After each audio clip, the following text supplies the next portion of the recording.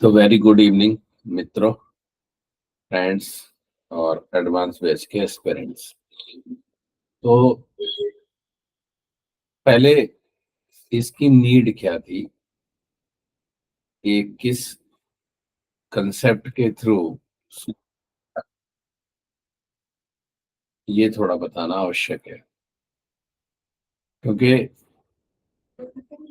जब तात्विक दृष्टि से, फंडामेंटल दृष्टि से जब मुझे समझने लगा कि नियमों से तो अब हम समृद्ध हैं, नियम हमें काफी हद तक समझने लगे हैं, परंतु प्रिस्क्रिप्शन में अभी भी उस तरीके की कंसिस्टेंसी नहीं है स्टूडेंट्स के अंदर जो होनी चाहिए। तो उस कंसिस्टेंसी को कैसे लाया जाए, ये ध्येय था।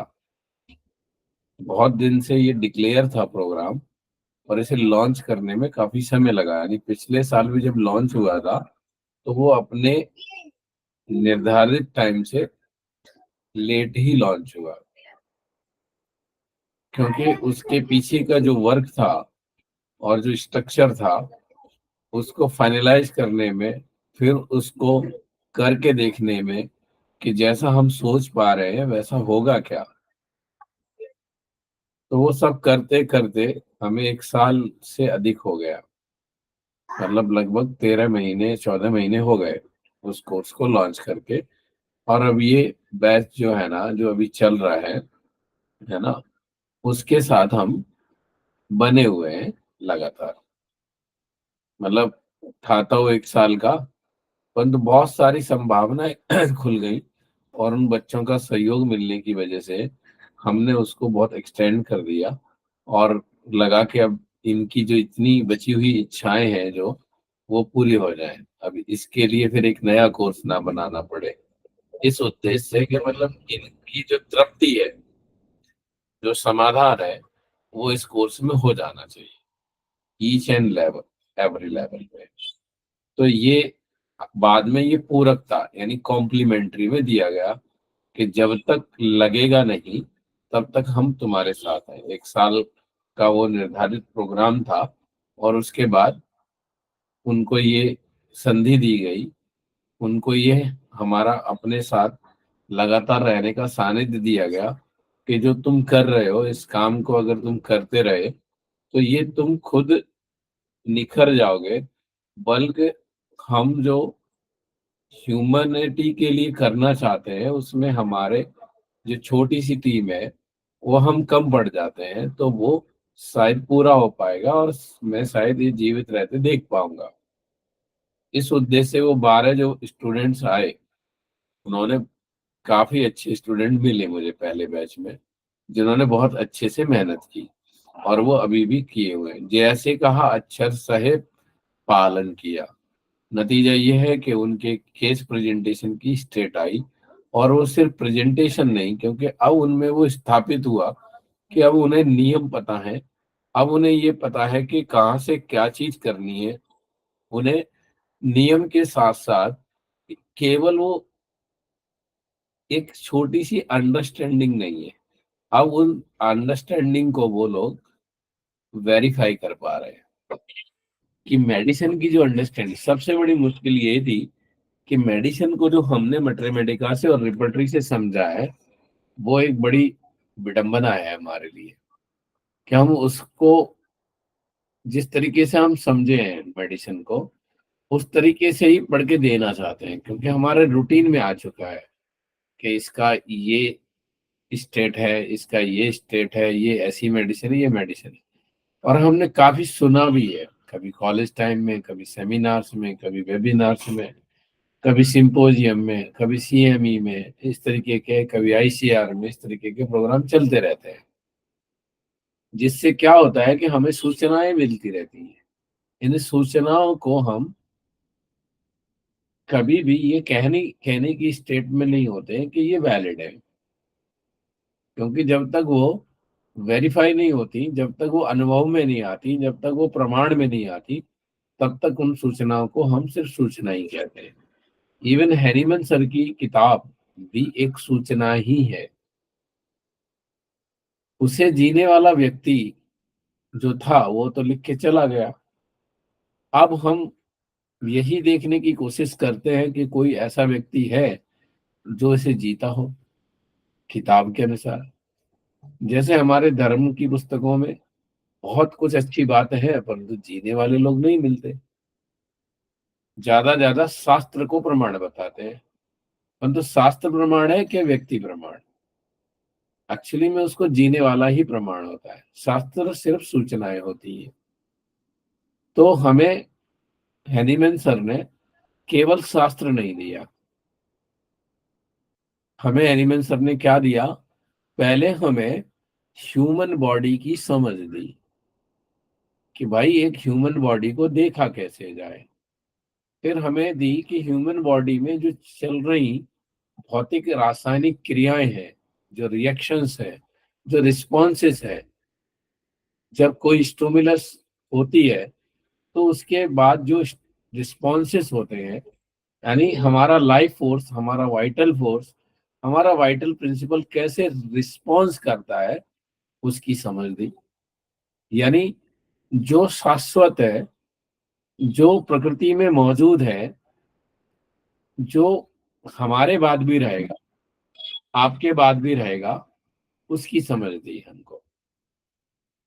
तो जब हमारे की ये समझ बन गई कि प्रकृति में हमारा शरीर इसी शून्य में, इसी व्यापक में, इस प्रकृति में है और परस्परता में, यानी इंटरडिपेंडेंट है।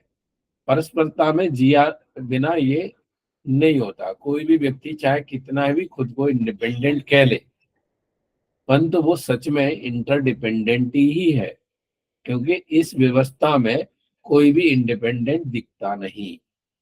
ठीक है, तो ये समझ दी कि वाइटल फोर्स जो है हर स्टिमुलस के बाद कुछ भौतिक रासायनिक, है ना, रिस्पॉन्सेस देता है। इन रिस्पॉन्सेस को पहचानना, इन रिस्पॉन्सेस को उस व्यक्ति ने जो महसूस किया उसको सुनना, उसको बोलते हैं कि वो रिस्पॉन्सेस नॉर्मल है या अबनॉर्मल है। इस बात को हमें एज ए फिजिशियन समझना होगा। अगर वो रिस्पॉन्सेस मॉर्बिड है, अगर वो रिस्पॉन्सेस ऐसे हैं जो व्यक्ति को सहन नहीं है, यानी सहज नहीं है उसके प्रति, तो हम उसे बीमार मानते हैं, उसे हम डिजीज मानते हैं। यानी उसका वाइटल फोर्स ड्रेन हो गया। जिस हार्मनी में, जिस होम्योस्टेसिस में वो काम कर रहा था, वो अब नहीं कर रहा। कह रहे इन रिस्पॉन्सेस के आधार पे हमें ये तो पता चल गया कि व्यक्ति बीमार है। अब इन रिस्पॉन्सेस के आधार पे हमें मेडिसिन सेलेक्ट करनी है कि उसके लिए हमें वापस उस स्वास्थ्य की स्टेट में लाना है। तो उस वापस में स्वास्थ्य की स्टेट में लाने के लिए कुछ नियम है। तो पहला नियम फादर होम्योपैथी ने ढूंढा शरीर में, वो ये था कि वाइटल फोर्स हर रिस्पॉन्स के कुछ ना कुछ अपना मतलब स्टिमुलस के प्रति कुछ ना कुछ रिस्पॉन्स देता ही है। चाहे वो फेल हो जाता हो रिस्पॉन्स देने में, ये भी उसका रिस्पॉन्स है। चाहे वो रिस्पॉन्स देता हो, तब भी ये रिस्पॉन्स है। कहीं पर लैकिंग हो गया बॉडी में, जिसे हम पैरालिसिस कहते हैं या लैसिंग सेंसेशन कहते हैं, तो ये भी रिस्पॉन्स है। अगर वो किसी तरीके से कहीं पर इंटेंसिफाइड हो गया, तो भी एक रिस्पॉन्स है। जीवन से बाहर निकल गया, तो भी जीवन का ये रिस्पॉन्स है कि अब जीवन सिग्नल ग्रहण नहीं कर रहा, शरीर में वो मौजूद नहीं है। इसलिए हम शरीर को कह देते हैं अब वो डेड है, कि अब वो कोई भी रिस्पॉन्स, कोई भी सिग्नल वो जीवन को नहीं भेज पा रहा है, और वो जीवन रिसीव भी नहीं कर रहा, जिसकी वजह से ये शरीर रिस्पॉन्स भी नहीं कर रहा। तो जो कुछ भी घट रहा है वो जीवन में घट रहा है और शरीर में घट रहा है। दोनों अविभाज्य है, दोनों शरीर और बॉडी मिलकर के। परंतु हमारी दुर्भाग्य ये है कि जीवन में जो चेंजेस हैं उतने अच्छे से हम पकड़ नहीं पाते। तो हमें पकड़ने कहाँ होते हैं? शरीर में और मेदस तंत्र यानी माइंड में। परंतु माइंड के मामले में मनुष्य का जो नेचर है वो थोड़ा मैनिपुलेटिव है, क्योंकि वो इमेज कॉन्शियस है।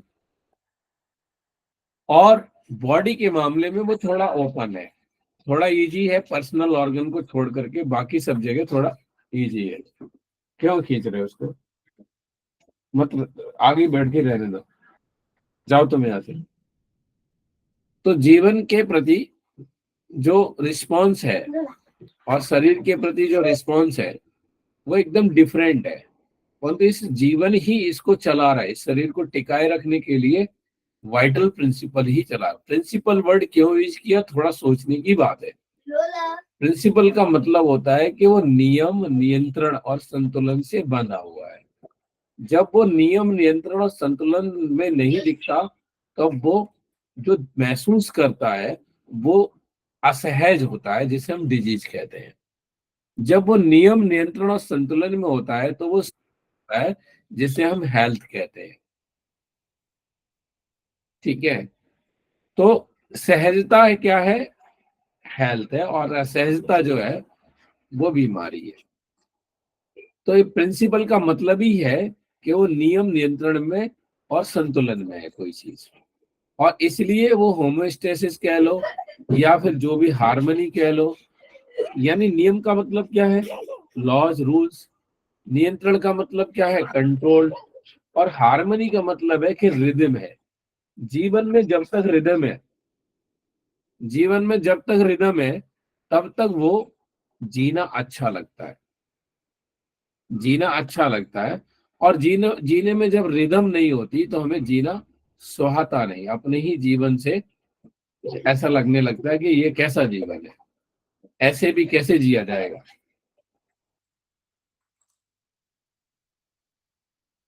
ठीक है, तो अब ये बात आती है कि भाई हेनीमैन सर ने तात्विक समझ दी जो हमने आपको फंडामेंटल कोर्स में दी थी। अब वो तात्विक समझ को समझ के आगे बढ़ना था, परंतु कुछ दिक्कतें आ रही थी कि भाई ये डिजीज भी समझ में आ रही है, व्यक्ति का रिस्पॉन्स समझ में आ रहा है, व्यक्ति के शरीर का रिस्पॉन्स समझ में आ रहा है, और इस रिस्पॉन्स के आधार पर वो मेडिसिन, सुटेबल मेडिसिन तक पहुंचना डिफिकल्ट हो रहा था। सॉफ्टवेयर भी बनाया, लोग यूज भी कर रहे थे। तो महसूस ये हुआ कि जो बैक ऑफ द माइंड हमारे है उसको मैंने आउटलाइन तो किया, परंतु उस आउटलाइन के आधार पर अभी भी उनके लिए मुश्किल है मेडिसिन तक पहुंचना। तब ऐसा लगा कि जितने भी सोरिक सिम्टम है उन सबको थॉरोली पढ़ाना पड़ेगा, कि जो मेरी समझ बनी है वो सेम समझ, वही सिमिलर समझ बन जाए। अब मैं बताता हूँ, समझ की ही परंपरा होती है, जो समझ नहीं होता उसकी परंपरा बनती नहीं, ना समझी की परंपरा बनती नहीं। तो एक साल में हमें ये समझ में आया कि जो मैंने पढ़ाया उससे बच्चे केसेस निकालने लगे, उतना उनको एफर्ट्स अब नहीं करना पड़ रहा। तो मुझे लगा कि अब ये परंपरा बन सकती है, तो हमने अगले बैच के लिए सोचा कि अब ये परंपरा बनने की स्टेट में आ गया, पहला स्ट्रक्चर डिलीवर हुआ, तो लगा कि ये परंपरा बन सकता है और ये एक ऐसी सिस्टम में जा सकता है जहां पर 95 से 100% तक केसेस, उन केसेस में हाथ डाला जा सकता है जहां पर ज्यादातर लोग मना कर देते हैं। हालांकि पहले भी हमारे स्टूडेंट डालते रहे हाथ, कुछ जगह सक्सेस मिलती रही और कई जगह नहीं मिली है।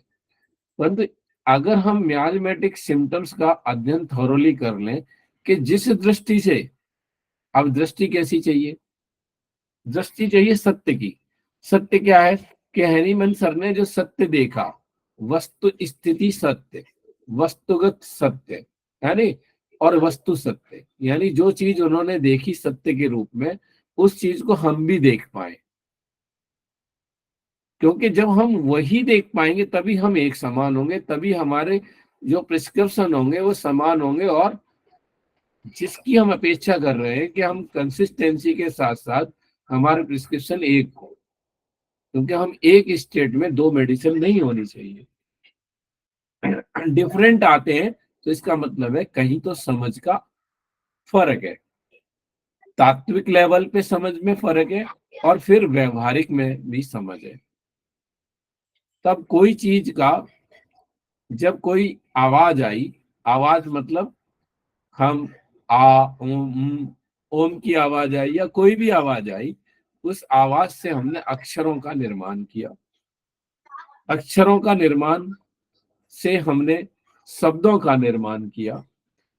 शब्दों का निर्माण भी हमने समझने के लिए ही किया।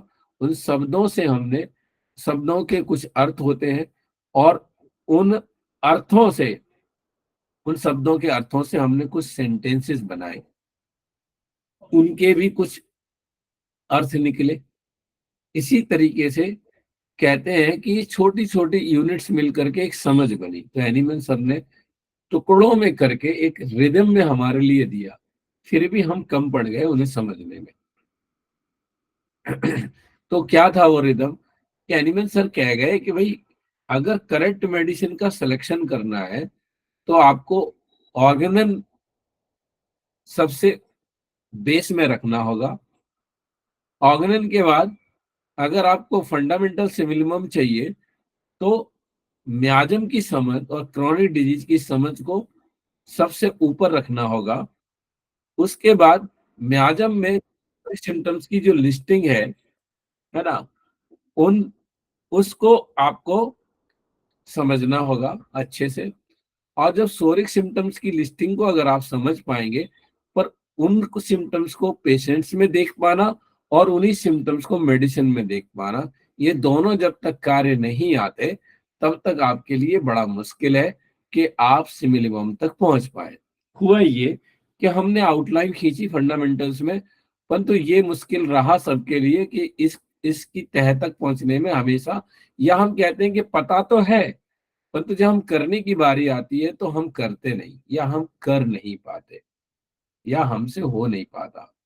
तो ये स्थिति हमारी बनी, है ना। तो इस स्थिति को निपटने के लिए सबसे पहले ये ध्यान दिया गया कि पहले इनको 494 सिम्टम्स पूरे समझाए जाए। जब तक इनको, तो हमने उनको प्रायोरिटी वाइज डिसाइड किया कि भाई आप एक काम करिए कि कौन से सेक्शन है जो आपके लिए ऐसे हैं जिन पे पेशेंट आपके लिए अवेलेबल है, आप उन पे काम कर रहे हो। तो उन्होंने जो सेक्शन चुने, क्योंकि हमने तो 12 सेक्शन अपने हिसाब से रखे थे, क्योंकि मेरी प्रैक्टिस और सबकी प्रैक्टिस समान नहीं हो सकती। किसी के एरिया में पेशेंट्स की संख्या किसी तरीके की ज्यादा है, किसी के एरिया में पेशेंट की संख्या किसी तरीके की ज्यादा है।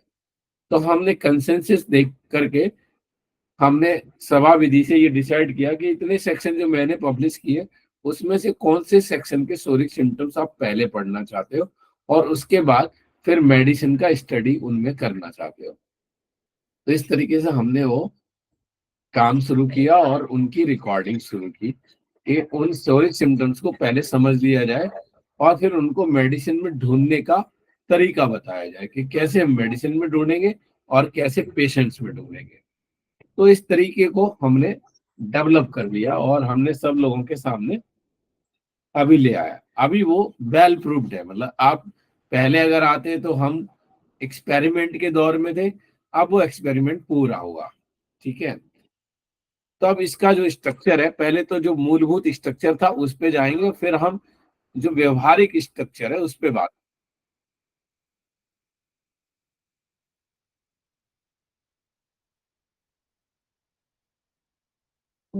तो ये जो मूलभूत स्ट्रक्चर है, इस पे जाते हैं पहले। तो कह रहे हैं इस मूलभूत स्ट्रक्चर में क्या है कि एंटीसोरिक मेडिसिन पे हमें मास्टरी करनी है, और क्रॉनिक डिजीज को कैसे सही तरीके से क्लोज किया जाए, ये काम हमको आना चाहिए। जैसे हैनीमैन सर कह रहे हैं कि ऑलमोस्ट परफेक्ट, कम से कम उतना तो हो जाए। एग्जैक्ट परफेक्ट ना हो तो कम से कम 95% से ऊपर तो हो जाए। ऑलमोस्ट परफेक्ट मेरा अपना कैलकुलेशन इतना है। अब इसमें जो फीचर्स थे वो सेक्शन वाइज थे कि हर एक जो है ना सेक्शन, स्किन, सेक्सुअल ऑर्गन, ये मेरे हिसाब से रखे थे। फिर कुछ हिसाब से ऊपर नीचे करके भी पढ़ाए गए। Glandular section, lungs, chest, heart, pulse, kidneys, bladder and urethra, mind, sensorium, epigastrium, stomach, abdomen, hypochondria, rectum, anus and stool, है ना, उसके होने वाली disease, neck and extremities, head, inner and outer, and vertigo, eyes and vision, face, lips and mouth, gums, tongue and throat. इस तरीके से ये है। तो इसमें से जो पहला था कि केस स्टडीज में पहले आइडेंटिफाई करना सीखना है कि ये जो 494 सिम्टम्स है कि किस तरीके से केस स्टडी में वो जब हम केस लेते हैं तो ये मिस होना बंद हो जाए। अब ये मिस होने तब बंद होंगे जब हमारी इन पे अंडरस्टैंडिंग होगी, जब इन पे हमारा स्टडी होगा, जब ये हम में स्थापित हो जाएंगे, जब हमारा पेशेंट आएगा तो हम ढूंढ पाएंगे। ठीक है। इसके बाद था कि ये जो है ये मेडिसिन में भी आने चाहिए मैपिंग करने, कि मेडिसिन में कैसे पता चलेगा कि ये तो इनको काम दिया जाता था कि भाई ये जो है ये मेडिसिन में आप मैप करके दो। अब मेडिसिन पढ़ा रहे हैं, उनका लेवल एक अलग है अभी। ठीक है। और उसके बाद जो था कि अगर आप ये समझ गए हो तो इसके आधार पे केस सॉल्व करना आना चाहिए। तो अब उनको ही केस सॉल्विंग पे लाया गया कि भाई तुम्हारे केस सॉल्व हो रहे हैं तो अब तुम इनको प्रेजेंट करना शुरू करो जिससे कि दूसरों के लिए प्रेरणा बन सको आप। क्योंकि एक ब्लेम था हमारा फर्स्ट बैच के स्टूडेंट से कि सर कुछ तो छुपाते हैं, सर के केसेस निकलते हैं हमारे तो नहीं निकलते, है ना। तो वो एक ब्लेम का मैं सामना हमेशा से करता रहा, कुछ टेक्निक है कुछ ट्रिक है जिसको लेकर के। तो वो देखा जाए तो वो टेक्निक ट्रिक ये है कि सिर्फ लगातार अध्ययन में बने रहना, और कुछ ऐसा नहीं है। जब हम अटक जाएं उनके लिए प्रयास करना, ऐसा नहीं कि मेरे सारे रिजल्ट 100% है, पर हाँ कोशिश रहती है कि वहां तक पहुंचा जाए। हर बार कुछ से, जैसे होता है 100 मीटर की दूरी है तो कुछ से मैं रह ही जाता हूँ, पूरा ही नहीं कर पाता हूँ। तो वो स्थिति है। परंतु वो स्थिति भी उन्हीं 3 वजहों से है जो एलिमेंट सर ने ऑलरेडी पब्लिश की है। पहली वजह ये है कि सॉरी सिम्टम्स के लिए कह के गए कि हो सकता है कि मैंने जितने लिखे हैं कुछ और भी हों जो आप सर्च कर पाए।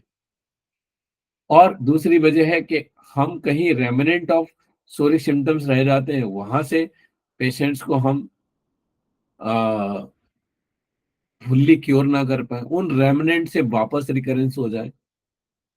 तीसरा ये है कि पेशेंट कोऑपरेट ना करे, एक तो हमारी समझ की वजह से हो जाए, और एक पेशेंट कोऑपरेट ना करे क्योंकि वो लेटेंट में वापस आए और वो आगे कंटिन्यू ना करे ट्रीटमेंट।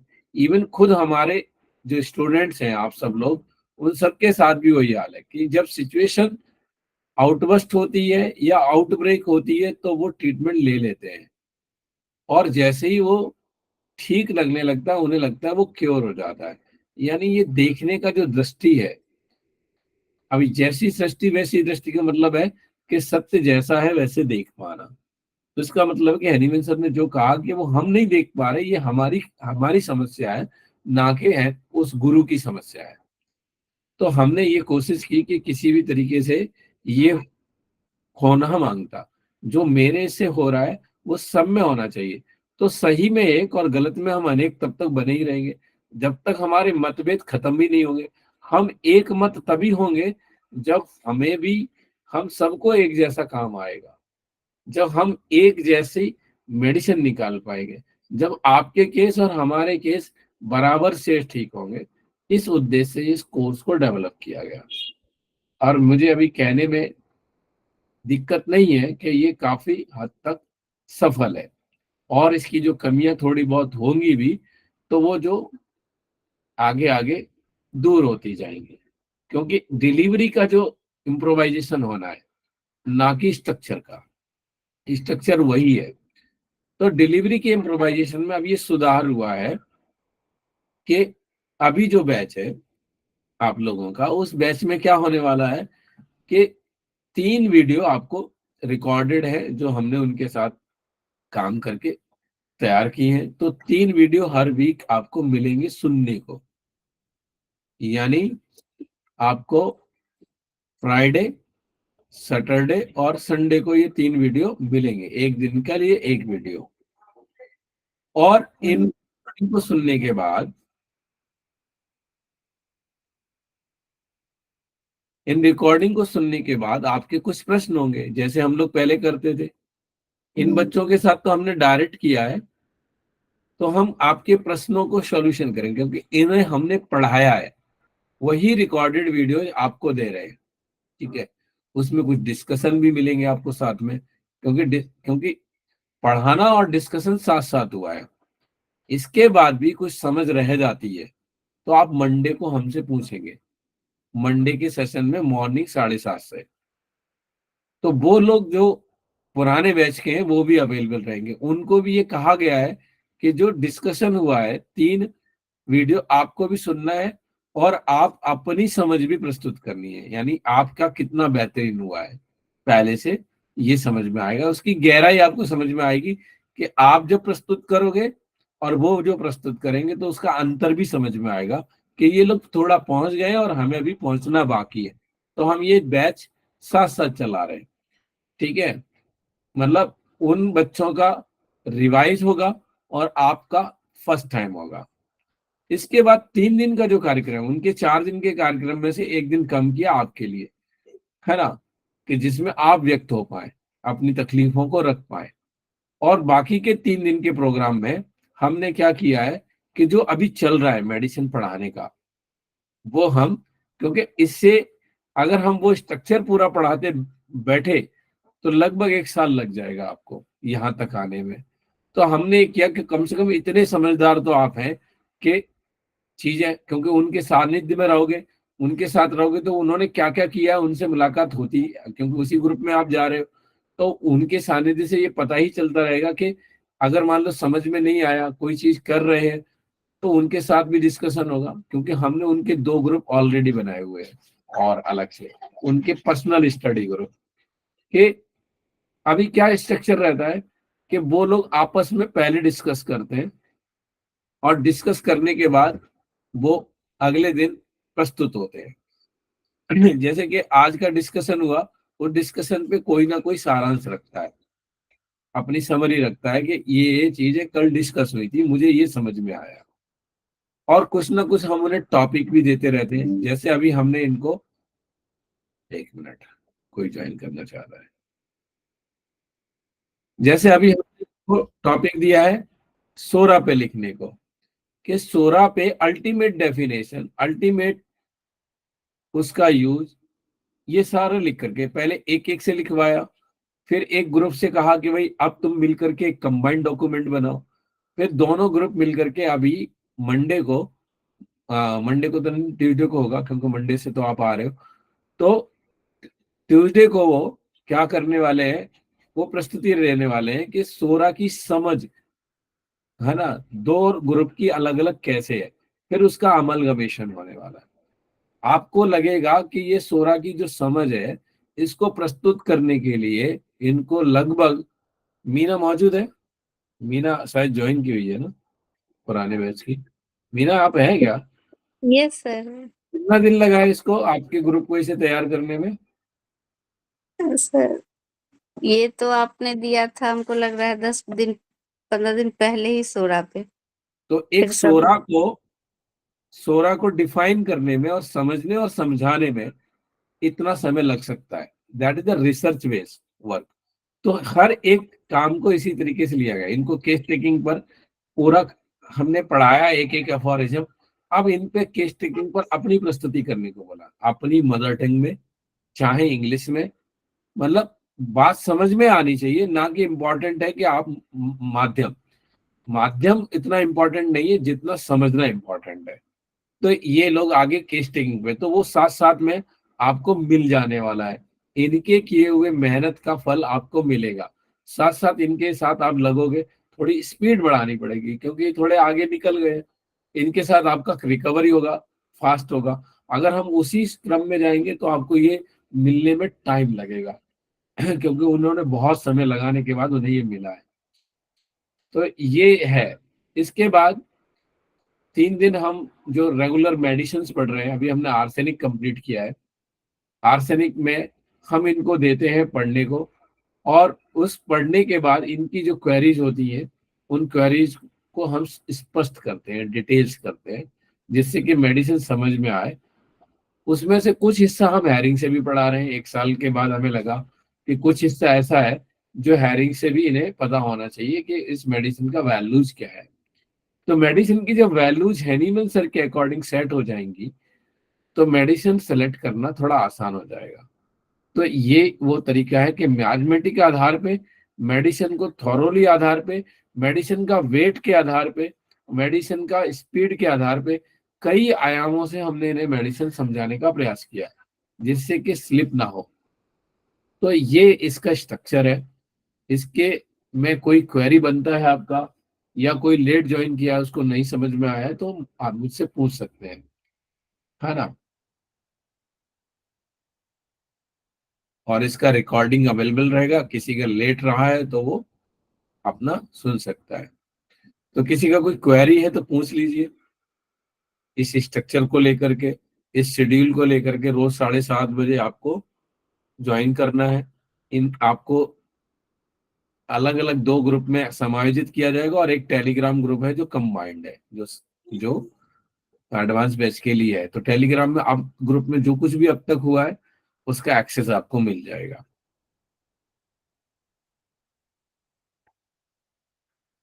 तो बोलिए, किसी का कोई क्वेरी है तो बोलिए। सर इसमें लाइव डिस्कशन कितने रहेंगे? 4 4 हफ्ते में? हमारे रहेंगे और इन साथियों के साथ भी रहेंगे आपके। 4 तो और हमारे साथ रहेंगे। वीडियोस भेजने वाले थे ना आप सर? वीडियो हम आपको भेजेंगे, 3 वीडियो हर वीक में। ओके, और 3 वीडियो छोड़ के भी 4 दिन 7:30 बजे ज्वाइन करना है? हाँ, सुबह 7:30 से मंडे कितना बजे मंडे तक? Monday Tuesday Wednesday and Thursday. Monday, Tuesday, Wednesday और थर्सडे, 4 दिन। हाँ, इसके बाद डे टाइम में ये लोग आपस में डिस्कशन रखते हैं। तो ये कितना समय रहेगा? 7:30 टू? 7:30 टू 9 तक रहता है। 9 तक हम क्लोज करने की कोशिश करते हैं और हो भी जाता है लगभग। ओके, ये लाइव रहेगा। और हाँ, फिर ये ला। फ्राइडे फ्राइडे सैटरडे संडे को वीडियोस आएंगे? हाँ, नहीं, वीडियो आपको हम थर्सडे को रिलीज कर देंगे, आपको सुनने आपको 3 दिन के अंदर है। ओके। इसमें ये रहेगा कुछ वर्क वर्क रहेगा? रहता ही है, वर्क रहता है। जब आप ग्रुप में ज्वाइन करोगे तो अभी वर्क का लोड मत लो, क्योंकि अभी हम्म, थोड़ा सा आपको पहले चीजें समझ में आनी चाहिए। समझ में आएंगी तब वो वर्क वर्क देंगे तो कर नहीं पाओगे। करने के लिए थोड़ा पहले बेसिक्स क्लियर होने में टाइम लगेगा। हम्म। बेसिक्स क्लियर होंगे तो फिर वर्क देंगे, परंतु हाँ, उनके करते हुए वर्क को आप देख सकते हो, और देखने से आपको प्रेरणा बनेगी और आपको लगेगा कि शायद हम भी कर पाएंगे। आप लोग जब कहोगे कि हाँ हम भी कर सकते हैं, तो हम हालांकि आपको उनके ग्रुप में शामिल तो कर ही दे रहे हैं, तो जो पैरेलल वर्क चल रहा है वो तो देख ही सकते हो आप, और जो पुराना वर्क हुआ है उसमें उनसे समझ ले सकते हो। ऐसा ही है। ओके। हाँ।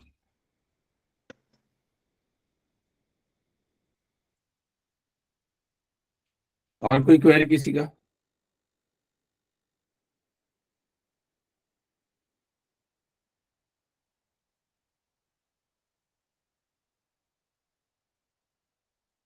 कोई भी क्वेरी पूछ लीजिए, बार बार हम लोग कहाँ मिलते हैं।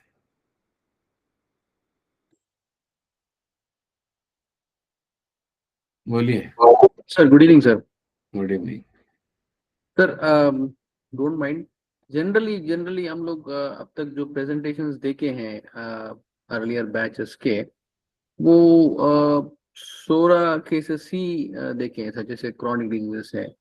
हाँ, लेकिन ऐसा ऐसा कुछ आपके एक्सपीरियंस में जो आर्टिफिशियली, मतलब आर्टिफिशियल क्रॉनिक डिजीजेस हो या जो वन साइडेड डिजीज हो, ऐसा कुछ प्रेजेंटेशन होता तो अच्छा रहेगा सर। बात प्रेजेंटेशन की क्या होती है कि 12 लोग हैं, 12 को अपने अपने केसेस जो सॉल्व हो रहे हैं दिखाने की कोशिश करते हैं। हम तो अभी अपने आप को पीछे किए, पिछली बार एक फ्रेंड मैं नहीं कर पाऊंगा तो मैंने किया। होता ये है कि बहुत वैरायटी है, केसेस की वैरायटीज बहुत होती है। जो जो लगता है कि ये करना चाहिए प्रेजेंटेशन, अब जैसी डिमांड्स आती हैं, उन लोगों की जैसी डिमांड्स थी उनको किया, फिर उनके पास जो अवेलेबल केस थे वो। इम्पोर्टेंट क्या होता है कि आपको आपके पास जो वेराइटीज आ रही हैं उन पे सॉल्यूशन चाहिए होगा, तो आप उन पे अपने जो 4 दिन के सेशन चलते हैं उन पे अपने प्रश्न रख सकते हो, अपने जो डिफिकल्टीज हैं वो रख सकते हो वहां पे, हमको लाइव लेवल पे सॉफ्टवेयर पे या जो भी अंडरस्टैंडिंग लेवल पे जो क्लियर करना होगा वो कर देंगे। उससे होता है या नहीं होता है ये आपको करके देखना होगा। और हमारे पास डेफिनेटली अगर केसेस आएंगे, देखो सारे के सारे असॉल्टेड तो आते ही है, 74 आने वाला ही, 16 को हम ध्यान में रखें क्योंकि बैकग्राउंड में तो 16 ही है। अब 16 को असॉल्ट किया गया, ठीक है, तो 74 दिखाई देता है, तो 74 होता ही है। अभी कौन आता है आपके पास जो 74 लिए बिना नहीं आता? कोई ना कोई तो ट्रीटमेंट लेके ही आता है वो, समझ रहे कि नहीं? पर इन दोनों का सॉल्यूशन तो एक ही है ना, एंटीसोरिक मेडिसिन। चाहे आप आर्टिफिशियली क्रॉनिक डिजीज हो, चाहे आपकी नेचुरल क्रॉनिक डिजीज हो, दोनों के लिए आपको ट्रीटमेंट तो एंटीसोरिक ही करना पड़ता है।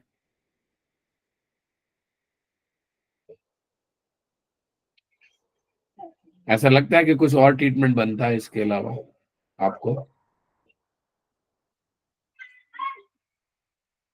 नहीं नहीं नहीं सर, ऐसी बात नहीं है, क्यूरियोसिटी से आज कुछ।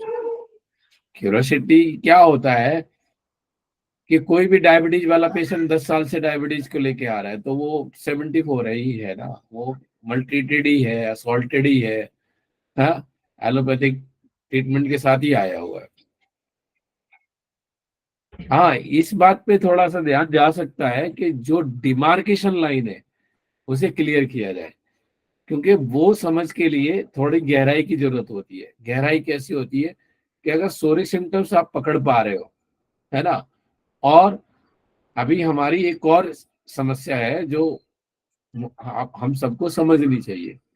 अब आप तो शायद अमेरिका जाके आए हैं, कुछ एलोपैथिक मेडिसिन का स्टडी भी होगा, आपने शायद क्लिनिकल क्षेत्र में काम भी किया है, परंतु बहुत सारे डॉक्टर्स हैं कि होम्योपैथ तो हैं, परंतु उन्होंने ये जो एलोपैथिक क्षेत्र में उन मेडिसिन का प्रभाव उतनी गौर से या पास से देखा नहीं है, ठीक है।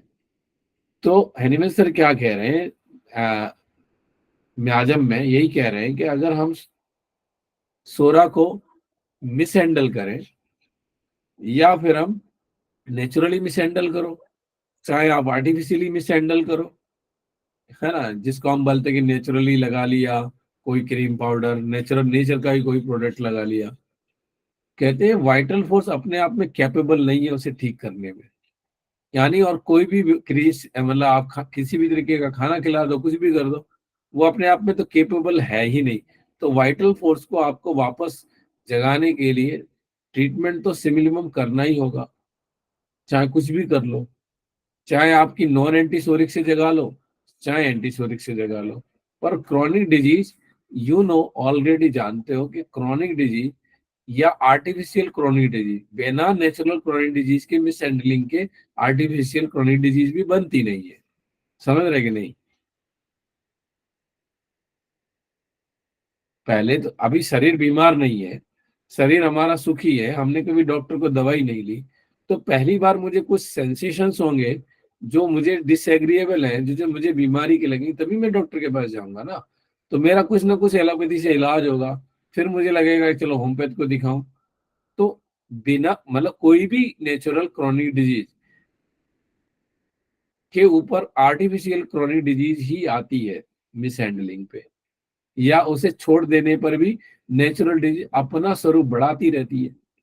इतना ही तो है, चाहे आप हैंडल करो चाहे उसे छोड़ दो, दोनों स्थिति में सोरा बड़ा होगा, और एलोपैथिक मेडिसिन से भी सोरा स्ट्रेंथन होगा और अपना ड्रग डिजीज का भी साम्राज्य लेके आएगा साथ में। अभी डॉक्टर श्रीकांत समझे कि नहीं? हाँ, सिर्फ डिमार्केशन लाइन हमें पकड़ में नहीं आ रही। डिमार्केशन लाइन में हमारी लैकिंग कहां पर है कि हमें एलोपैथिक मेडिसिन के साइड इफेक्ट पता नहीं है। तो हमें ये पता नहीं चल रहा है कि ये जो मेडिसिन जो खाया है ये हमारा सोरा का सिम्टम है या फिर उसका है। सौभाग्य से ये खुशी की बात है कि मल्टीटेड ट्रीटमेंट के लिए भी हमारे पास एंटीसोरिक मेडिसिन है, क्योंकि हम इंडिकेशन के आधार पे काम कर रहे हैं, हम सबसे छोटी यूनिट पे यानी सिम्टम पे काम कर रहे हैं, साइंस पे काम कर रहे हैं। तो मल्टी ट्रीटमेंट के बाद स्वेलिंग हो जाए पैर में, चाहे नेचुरली स्वेलिंग हो जाए पैर में, है ना, पफी स्वेलिंग आ जाए, एडीमा आ जाए, तो हमको तो मेडिसिन अगर आर्सेनिक लगेगी, मक्सॉल लगेगी, जो लगेगी वही दोगे ना। अभी मेरी बात समझ में आई क्या नहीं सर? आ रहा है सर। हाँ, तो वन साइडेड का डिफिकल्टी एक और समझ लीजिए, जैसे विटिलिगो है, या विटिलिगो में या और कोई भी वन साइडेड डिजीजेज हो, इसमें क्या होता है कि सिम्टम्स नहीं होते, और सिम्टम ना होने की वजह से मेडिसिन सेलेक्ट कर पाना कठिन होता है। तो वहां पर तो एक ही नियम है, एनिमल सर कहते हैं जो उचित लगे, जो सोरिक तुम्हें मिल जाए, ऐसे सिम्टम कुछ तुम फाइंड आउट कर पाओ, उसके आधार पे मेडिसिन दे दो। देते देते कुछ ना कुछ बन जाएगी सिम्टोमेटोलॉजी, और सिम्टोमेटोलॉजी के मिलाप से कंबाइन दे दो। ऐसे केसेस में आप 100% का जो विचार किए हुए हो उस केसेस में, जैसे विटिलिगो में अगर आपको अपने पास कोई आधारभूत इलाज नहीं है उतना अच्छा, तो कहीं और अवेलेबल है, वहां कर लीजिए। हम मतलब 100% होने का दावा क्यों कर रहे हैं? हम क्रोनिक डिजीज में बहुत अच्छे हैं, और बहुत सारी लाइफ थ्रेटनिंग डिजीज में भी हम लोगों को निकाल पाते हैं। हमारा क्राइटेरिया और हमारा कवर करना, बहुत सारी डिजीज हम कवर करते हैं, ये कम नहीं है हमारा क्षेत्र। हाँ, बस इस क्षेत्र में पारंगत होना, कुशल होना, है ना, निपुण होना, है ना, ये हमारा काम है कि वही जो क्षेत्र में हम बहुत अच्छे हैं वो क्षेत्र में मिसिंग ना हो। किडनी फेल में हम बहुत अच्छे हैं, वहां मिसिंग ना हो। कैंसरस केस में जहां पर बायोप्सी नहीं है, छेड़छाड़ नहीं है, कीमो और रेडियो नहीं हो रहा है, ऐसे केसेस में हम बहुत अच्छे हैं, वहां पे हम कर सकते हैं। ब्लड प्रेशर डायबिटीज में हम बहुत अच्छे हैं, वहां हम जा सकते हैं। तो ये बहुत सारे क्षेत्र हैं जहाँ पे हम, फीमेल डिसऑर्डर में हम बहुत अच्छे हैं, मेल डिसऑर्डर में, इनफर्टिलिटी में हम बहुत अच्छे हैं। कितनी संभावनाएं हैं, उन संभावनाओं पे ना काम करके हम क्यों उतना रेयर पे जाते हैं जहाँ पे हमारे रोजी रोटी चलने में मुश्किल हो गया है। परफेक्शन की तरफ हमें ले जाना है, पर ये एक दिन का काम है क्या?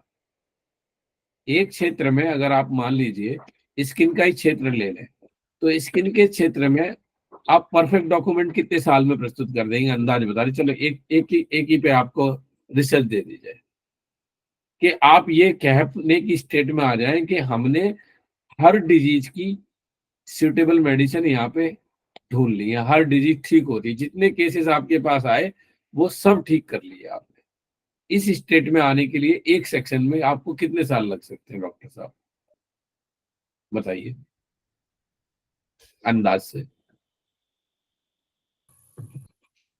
4-5 साल तो लग ही जाते हैं सर। मैं ये कहता हूँ पूरा जीवन लगाने के बाद भी आप इस बात का दावा नहीं कर पाएंगे। आप हो सकता है 99 तक पहुंच जाए, 100 का दावा आपसे ना हो पाएगा, क्योंकि सिर्फ आपकी स्किल पे ट्रीटमेंट डिपेंड नहीं करता। समझ रहे हैं ना भाई? केवल फिजिशियन की स्किल पर ट्रीटमेंट डिपेंड नहीं करता, पेशेंट का कोऑपरेशन, उनको समझाना, और हम समझा पाते हैं तब वो ट्रीटमेंट कंटिन्यू करते हैं। अगर हम समझा ही नहीं पाए तो वो ट्रीटमेंट नहीं कंटिन्यू कर पाते। अगर हम समझाएं तो आधी अधूरी बात माने तो भी हमारा ट्रीटमेंट 100% जो आउटपुट चाहिए वो मिलेगा, इस बात की गारंटी नहीं होती।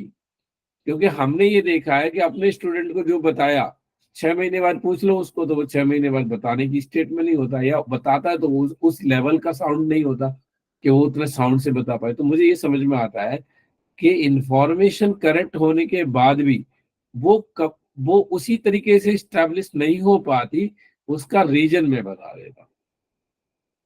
रीजन अगर आप समझोगे तो आपको समझ में आएगा कि हम में अंतर क्यों दिखता है, हम सबकी प्रैक्टिस में अंतर क्यों दिखता है। पहला ये होता है कि जो सूचना मिलती है उस सूचना को हम जांच करके नहीं देखते हर बार, क्योंकि हम ट्रस्ट पे काम करने लगते। सर ने कहा इसलिए मान लिया।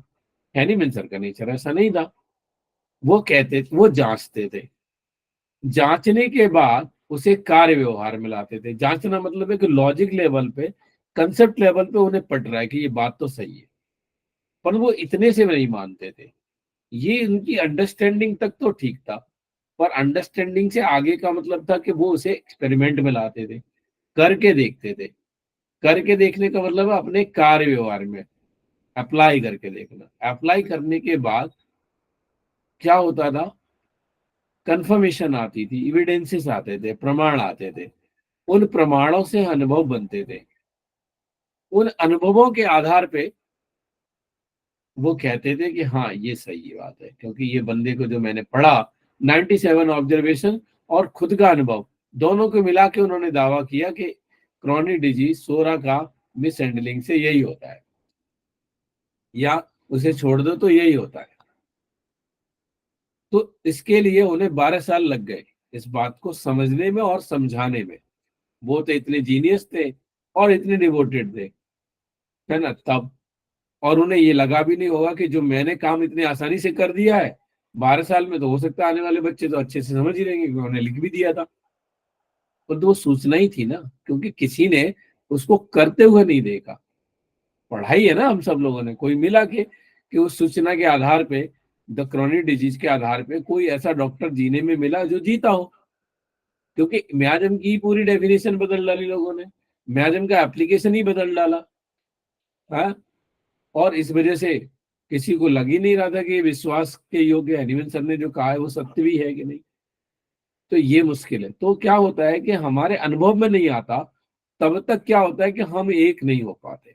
हमारे मत, क्योंकि हमारा अनुभव जब आपका और हमारा समान होता है तो हमारे मत एक होते हैं। तो सूचनाएं कंप्लीट कब होती हैं, जब उनका अध्ययन हो जाता है। अध्ययन होने का मतलब क्या है कि पठन पाठन नहीं है, जैसे मैंने पढ़ा दिया आपने सुन लिया, इसको बोलते हैं ये सिर्फ श्रवण किया, ये समझ में आ गया, ये आगे का लेवल है जी। ये कार्य व्यवहार में आ गया, ये उसके आगे का लेवल है। इसे आप कर पाए, और कर पाने के बाद जो अनुभव क्रिएट हुआ और बार बार वो करने से जब आपको लग रहा है कि हाँ वैसा ही हो रहा है, तो इसको बोलते हैं अब हम और आप में अंतर नहीं है, अब हमारा अनुभव और आपका अनुभव समान है। अब हम जब दोनों बैठेंगे एक ही केस में सेम प्रिस्क्रिप्शन करेंगे। क्लियर हुआ कि नहीं? सूचनाओं से कोई प्रिस्क्रिप्शन नहीं कर सकता समान, ठीक है। उन सूचनाओं की समझ कितनी बनी, उन सूचनाओं को उसने अप्लाई कितना किया अपने जीवन में, और उसे अप्लाई करने के बाद सच में उसका प्योर अनुभव क्या है। सत्य तो वही है, जब तक अनुभव नहीं होता तब तक सत्य नहीं, तब तक तो किताबों को प्रमाण मानते रहो, कुछ फर्क पड़ता नहीं। अगर मैं प्रमाणित कब होऊंगा, आप सोचिए। हैनीमैन सर को मैं प्रमाणित कर रहा हूं कि हैनीमैन सर कह के गए वो मैं प्रमाणित कर रहा हूं कि वो सही है। मैं प्रमाणित कब होऊंगा? और हैनीमैन सर को तो मैं प्रमाणित कर रहा हूं, मुझे कौन प्रमाणित करेगा? आप। जब आप वही सूचना, वही समझ, वही अनुभव आगे दोगे, और वो आगे से आपके किए हुए कार्य को समझ के कर पाएगा, तब मैं प्रमाणित होऊंगा। तब भी आप प्रमाणित नहीं होगे। आप प्रमाणित, तब वो जिसको आपने दिया उसके आगे वाले को वो दे देगा और वो कर पाएगा, तब आप प्रमाणित होगे। क्लियर हुआ कि नहीं? तो मेरा प्रमाण तो आप बनोगे। और आप कब बनोगे? जब आप आगे दे पाओगे और आगे वाला कर लो, तब आप कहोगे सर मैंने उसको बताया था उसने भी किया, अब तो हम दो हो गए सेम अनुभव के व्यक्ति, तो मैं प्रमाणित हो गया। क्लियर हुआ कि नहीं? Yes sir. हाँ, तो ये प्रमाणित होना इतना आसान काम नहीं है, इसको बोलते एविडेंस, है ना। इतना आसान नहीं है। और ये एविडेंस मतलब है किसी की किताब नहीं है, किताब से कोई एविडेंस बनते नहीं है, एविडेंस होते हैं अनुभव से, ठीक है। अब कैसे होता है एविडेंस अनुभव से?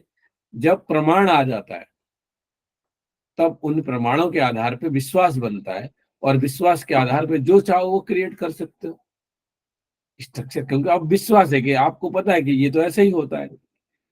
जैसे 2012 में मुझे सॉफ्टवेयर बनाने का एहसास हुआ, बनाते बनाते मेरे को 7 साल लग गए, लगा रहा, क्योंकि विश्वास तो था कि ये हो सकता है।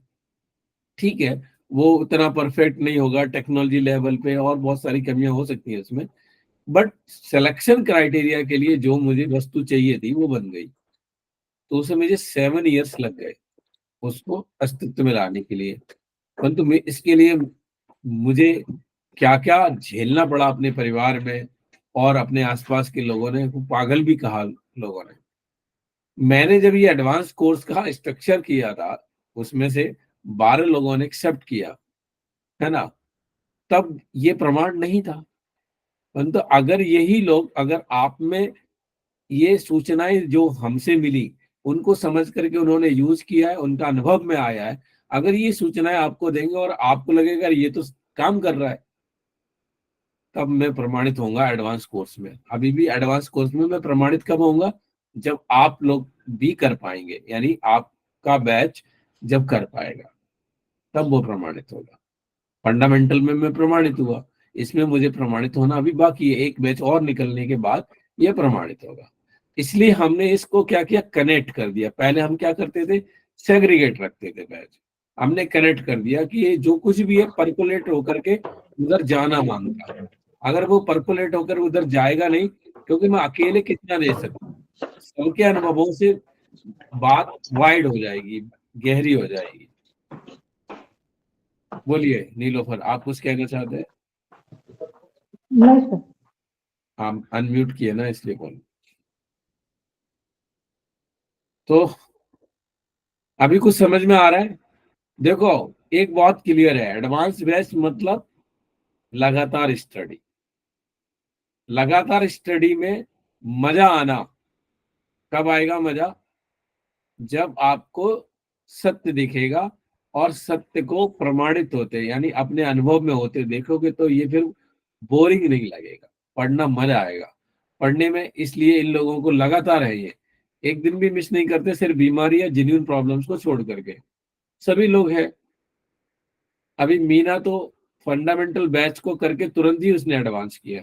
मीना, तुम्हारा अनुभव क्या गया एडवांस बैच के लिए? अब तुमने ज्वाइन कर लिया तो तुम अनुभव बता सकती हो कि फंडामेंटल्स करने से और इसको करने से क्या फर्क आया है, क्योंकि ये सीधा डायरेक्ट निकली हुई कॉलेज की स्टूडेंट है, तो ये क्या कर पा रही है अभी, और ये थोड़ा शेयर करोगे तो अच्छा होगा इन लोगों के लिए।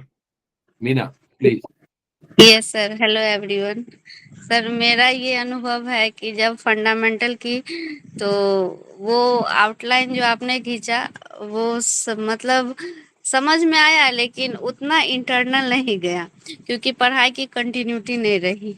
और जब एडवांस कोर्स किए तो जैसे जैसे आपने जो वर्क दिया उसको पढ़ते गए, जैसे पैथोलॉजी का भी पढ़ने को बोला, फिजियोलॉजी भी बोले, जैसे स्किन का स्टार्टिंग में हुआ, फिर फीमेल्स रिप्रोडक्टिव पे हुआ, तो हर ऑर्गन को आपने बोला पढ़ने के लिए, फिर उसको पढ़ें, फिर सोरा की अंडरस्टैंडिंग। और जब से सर ऑर्गेनन स्टार्ट किए तब से तो ऑर्गेनन अब पढ़ने में इतना अच्छा लगता है कि बता ही नहीं सकते हैं, क्योंकि पहले बिल्कुल बोरिंग लगता था। और फिर जैसे कि दोबारा से आपने जो वीडियो फिर बोला सेंड किए, तो फिर उसको सुनती हूँ, फिर उसको लिखती हूँ, तो अब जैसे किसी के सामने व्यक्त होती हूँ तो ऑटोमेटिक खुद ब खुद आने लगता है। अच्छा, ये जैसे कि आप हमेशा से पहले भी बोलते थे पैथोजेनेसिस को पकड़ो, लेकिन पहले बाउंस ऊपर से चला जाता था, क्या पकड़े, लेकिन अब है, अब कोई केस देख रहे हैं तो अब ये लगता है अच्छा स्टार्टिंग में क्या घटना घटी होंगी, जो आप बार बार बोलते थे, तो पहले उसको वर्क में नहीं लाते थे, डायरेक्ट लैंडिंग ही ढूंढते थे।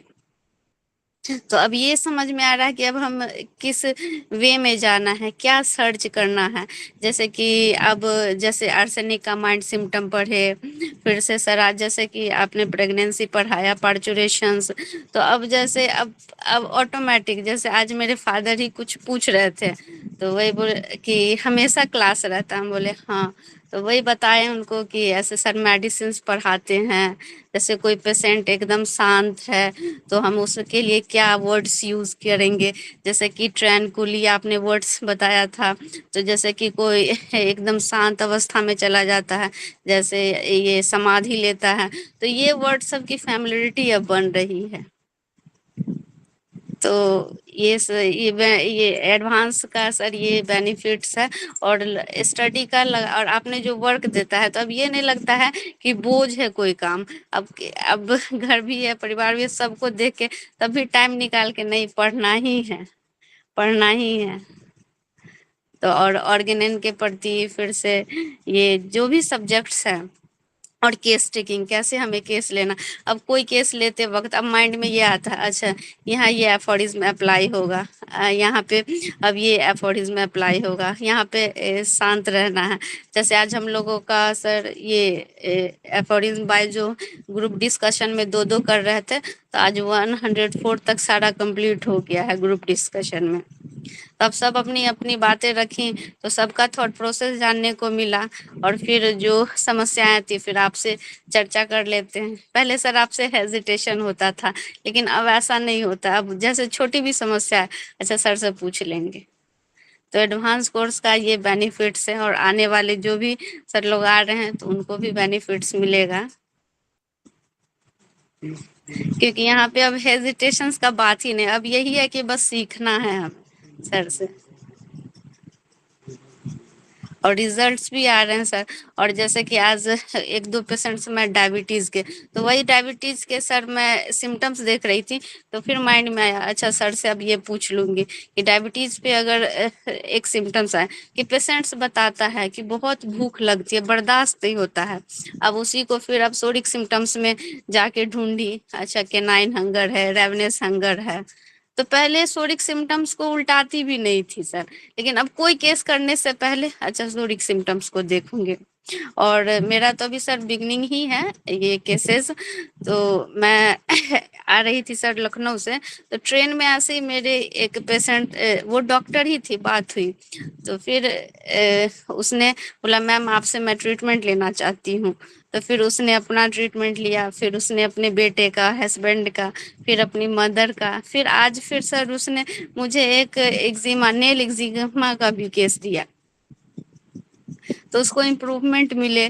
फिर इससे पहले मेरे फादर हैं, वो एक केस मुझे दिए थे कोराइजा का, तो वो ठीक हुई, तो वो अपनी फिर मदर को बोली। तो सर वो स्किन केसेस, ये पूरे होल बॉडी बॉयल्स आते हैं। तो इस तरीके की अब केस मेरे पास आ रहे हैं, तो अब हमको भी अच्छा लग रहा है कि कम से कम अब कहीं भी दिक्कत होगा तो लगता है कि सर मेरे साथ है, यहाँ पे कुछ भी दिक्कत है हम सर से पूछ लेंगे।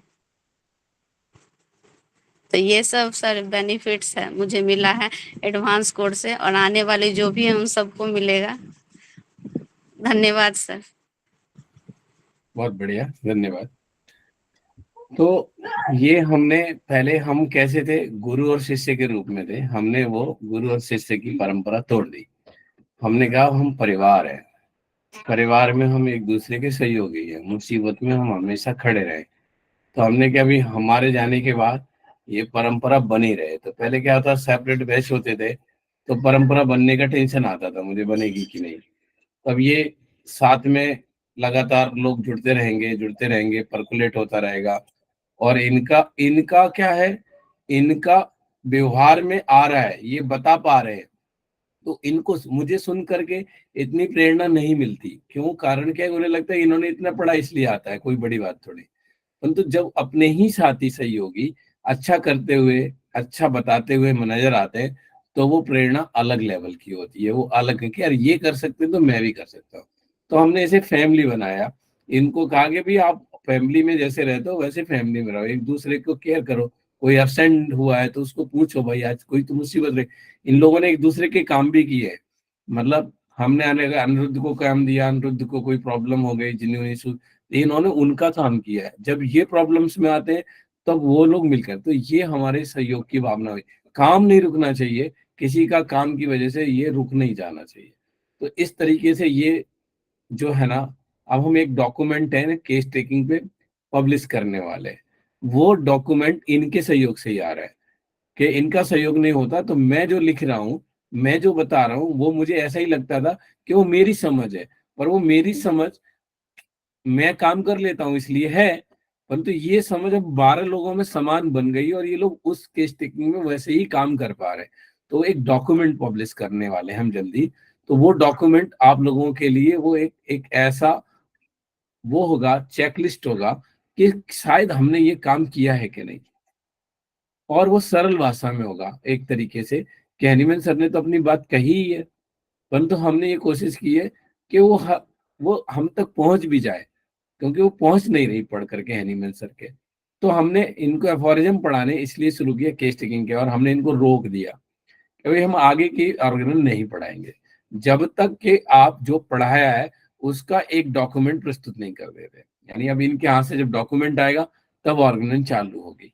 यानी इनका 84 से लेकर के 82 से लेकर के 104 हुआ है, कुछ उसके साथ कनेक्टेड एफोरिज्म भी हुए हैं, परंतु इनको आगे के सारे एफोरिज्म के लिए रोक के रखा है। क्यों रखा है? क्योंकि ये अगर वो आगे का काम करके देंगे तो इसका एक फायदा ये है कि ये हमारे परंपरा बन जाएगी। और ये जो डॉक्यूमेंट अभी फाइनल होके आएगा, पहले हम जैसे असाइनमेंट लिखवाते थे तो हम दूसरे का शेयर नहीं करते थे, तो हमारा ये इच्छा है कि इस डॉक्यूमेंट में आने वाला बैच और बेहतर कुछ कर सकता है क्योंकि उनके पास अवेलेबल है। अब ये डॉक्यूमेंट फाइनली इन लोगों ने लिख दिया इस बैच ने, अगला बैच इससे बेहतर कर सकता है क्या उस डॉक्यूमेंट को देख करके? तो ये वो डॉक्यूमेंट रिफाइन होता जाए, इस लेवल का डॉक्यूमेंट बन जाए कि उसको पढ़ने के बाद, यानी कोई कहे कि वर्जिन होम्योपैथी का केस टेकिंग का डॉक्यूमेंट पढ़ना है, उसके बिना केस टेकिंग समझ नहीं आती, ऐसे इस लेवल का डॉक्यूमेंट बनाना है उसे। तो ये हमारा काम है। तो ये अब क्या होता है कि अस्तित्व में आएंगे, और जब अस्तित्व में आएंगे तभी लोगों को समझ में आएंगे, उससे पहले वो समझ में आते नहीं। तो ऑर्गेनन पढ़ान इनका ऑर्गेनन का इंटरेस्ट इसलिए नहीं था कि ऑर्गेनन पढ़ के समझ में नहीं आती थी। हमने कोशिश की कि जो हमने समझा और जो हमने अप्लाई किया वो इनको समझाया जाए, क्योंकि फंडामेंटल्स में भी ऑर्गेनन के कुछ एफोरिज्म को टच किया जाता है या हम कोट कर देते हैं, रेफरेंस दे देते हैं कि इसमें ये कहा गया है, पर यहाँ वर्ड टू वर्ड जाते हैं और वर्ड टू वर्ड जाने के बाद जो गहराई होती है, ऐसे ही हर एक सोरिक सिम्टम्स को वर्ड टू वर्ड जाते हैं कि एक्चुअल में एनिमी सर यह कहना क्या चाहते हैं।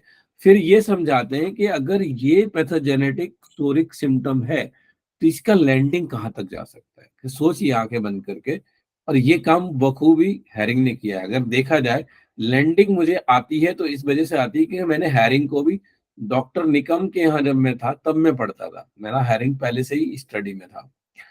तो हैरिंग इसमें बहुत मददगार है कि उन्होंने बहुत सारे रेफरेंसेस सिम्टम्स को लिख करके उन्होंने कंफर्मेशंस लिखा है, इसलिए मुझे ये समझ में आ जाता है कि वो लैंडिंग क्या होगी। परंतु सोरिक सिम्टम्स के आधार पे और पैथोजेनेटिक सिम्टम्स के आधार पे ही हमें मेडिसिन तक पहुंचना है, ना कि लैंडिंग सिम्टम्स के आधार पे। परंतु हाँ, देखना आना चाहिए जिसको हम बोलते हैं प्रोग्नोसिस, कि अगर ये पेशेंट आज यहाँ खड़ा है, अगर ये डिटोरिएट होगा, अगर ये सॉल्ट होगा, अगर ये मल्ट ट्रीटेड होगा तो किधर जाएगा। तो सोरिक सिम्टम्स के आधार पे वो समझ में आएगी। और फिर वो मजा हैरिंग को पढ़ने में भी आता है कि हाँ ये तो हैरिंग कंफर्म कर रहे हैं कि जो चीजें यहाँ पे है वैसे ही वहां पे कंफर्मेशन होता है। ठीक है, क्लियर हुआ? अभी भी कोई क्वेरीज है आपकी? डॉक्टर सतीश आप मौजूद हैं क्या? आप ज्वाइन किए थे?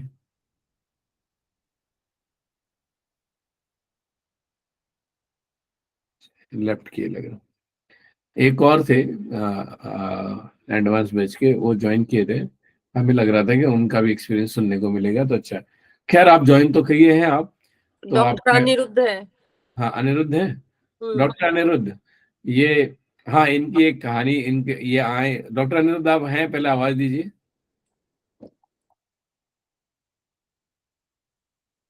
अनिरुद्ध नहीं है वो, अनिरुद्ध कमनानी है शायद, वो अनिरुद्ध नहीं। तो डॉक्टर अनिरुद्ध के साथ की दुर्घटना बताता हूँ। मुझे कभी ऐसा नहीं लगा था कि ऐसा भी हो सकता है। तो वो जब से इस एडवांस कोचिंग में आया तो वो मैथमेटिका का टीचर ही है, कॉन्ट्रैक्ट बेस पे लखनऊ में जॉब करता है, लखनऊ मेडिकल कॉलेज में। तो मुझसे पूछा कि बॉस मुझे तो जब से आपने पढ़ाया तब से मैं जो रेगुलर मैथमेटिका है उसे में तो कुछ आता नहीं है। मैं फॉर्म तो भर दिया प्रोफेसरशिप का, पता नहीं मेरा तो होगा नहीं, मेरे को तो बहुत कॉन्फिडेंस है पहले से ही कि नहीं होगा, क्योंकि जो ट्रेंड है वो तो पूछेंगे नहीं, और वही पूछेंगे और मुझे वो आता नहीं है। आपने जो पढ़ाया है उसको मैं बताऊंगा तो मुझे शायद बेवकूफी समझे। तो हमने कहा अब हमारे पास ऑप्शन क्या है? ऑप्शन यही है कि जो तुम्हें आता है उसको कैसे पेश किया जाए। उस पर हमारी 2 से ढाई घंटे बात हुई, उसको मैंने समझाया कि किसी भी तरीके से उन्हें वहां पर लेके आओ कि हैनीमैन की मैथमेटिका, हैनीमैन का क्रॉनिक डिजीज, और फिर उनको वहां पर ले जाके उलझाओ। ये जिम्मेदारी अगर आप लेते हो, होगा नहीं ये पहले से ही मान के चल रहे हो, जाने में क्या जा रहा है। तो वो बात माने हमारी, और मानने के बाद इंटरव्यू देने गए। इंटरव्यू जनरली क्या होता है कि जो इंटरव्यू लेता है उसके आधार पे होता है। इनका इंटरव्यू इनके आधार पे हुआ।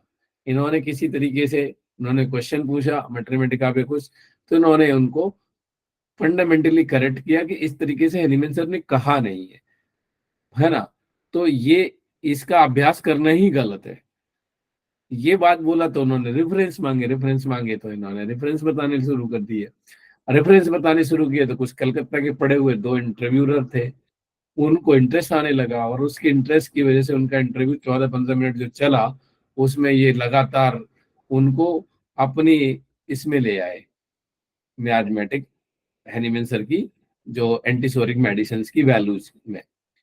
सिर्फ उन्होंने वैल्यूज ही क्रिएट की। उस वैल्यूज क्रिएट करने के बाद चले गए बॉस, हमने तो उन्हें पका दिया ऐसे मान लो, क्योंकि वो तो हमारे में ही उलझ गए। होगा कि नहीं। तीसरे दिन उनका मतलब इंटरव्यू के आधार पे ही सिलेक्शन था, तो तीसरे दिन ही उनका नाम पब्लिश हो गया कि आपको मैथमेटिका के प्रोफेसर के लिए सिलेक्ट कर लिया गया। तो ये बोल रहा है कि ऐसा भी होता है कि ट्रेंड से हट करके ये बातें तो पता ही नहीं है लोगों को, उनकी वो बातें करके भी सिलेक्शन हो सकता है। ये मुझे पहली बार अनुभव हुआ। तो ये मुझे अच्छा ये लगा। पता नहीं, मैंने उनको बोला कि अब तुम्हें ये इस आधार पे सिलेक्शन मिला है तो इसकी लाज भी रखो कि कॉलेज में कम से कम बच्चों को सिखाना, है ना। तो इसको बचा के रखना, लोगों को देना, अच्छी प्रैक्टिस करना, तो जिससे कि लोग आपकी तरफ आए और सीखें आपसे। क्योंकि अब ये सिर्फ नौकरी मिल गई सरकारी तो ऐसे सोच के मत करना कि अब तो, क्योंकि अब ये विधा बची भी रहे। क्योंकि हमारी अभी सबसे बड़ी प्रॉब्लम ये हो गई कि हम विलुप्त ना हो जाए, हैनीमैनियन सिस्टम के लोग विलुप्त ना हो जाएं, फॉसिल्स ना बन जाए, ऐसी स्थिति हो गई है। क्योंकि किताबें भले ही रहे पर जीने वाले लोग नहीं रहेंगे ऐसा लगता है। तो जीने वाले लोगों की संख्या बहुत कम है अभी भी, देखा जाए तो 250-300 लोग ही हैं जो मुझे लगता है कि इस सिस्टम के आधार पे प्रैक्टिस करने की कोशिश में है लगातार। अभी भी हमको इसकी संख्या बढ़ानी है। तो ये कब बढ़ेगी? इन सबके प्रयास से ही बढ़ेगी, अदरवाइज ये पॉसिबल नहीं। आप सबके प्रयास से ही बढ़ेगी। आप जब लोग इस क्षेत्र में उतरोगे, मैं ये चाहता हूं कि आने वाला स्टूडेंट को इतनी मेहनत ना करनी पड़े, इतना सब ना करना पड़े। सब कुछ देन एंड देयर फटाफट मिले उसको, ये माल, तैयार माल मिले, खाए तो स्वाद आए उसे और पढ़ने में इंटरेस्ट आए। जैसा ये बच्ची कह रही है कि मुझे अभी ऑर्गन पढ़ने में अच्छा लगता है, ऐसा हमारे बच्चों को ऑर्गन पढ़ने में अच्छा लगना चाहिए। कोई तो मिले, उन्हें स्पष्ट करे उनके एक एक अफॉरिज्म को, उनकी समझ। ऐसी स्थिति में मैं अकेला हूं, ऐसी स्थिति में हमको मल्टीप्लाई होना होगा, तभी तो ये जाएगी। क्योंकि एक अकेला कितना करेगा।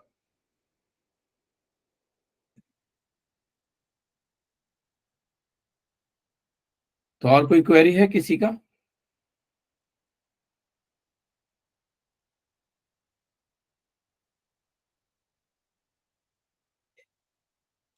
डॉक्टर यशवंत मौजूद है। डॉक्टर यशवंत कुछ कहना चाहेंगे? नारायण मंत्री, नीलोफर, ऋषिकेश वारल, शेखर, तेजस्विनी कुबड़े, वैभव कुम्भकर, आप कुछ कहना चाहेंगे, कुछ पूछना चाहेंगे?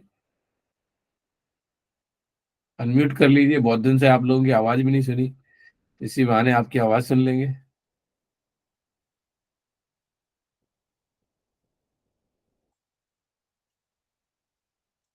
बोलिए नारायण मंत्री, कैसे हैं आप? कैसी चल रही प्रैक्टिस?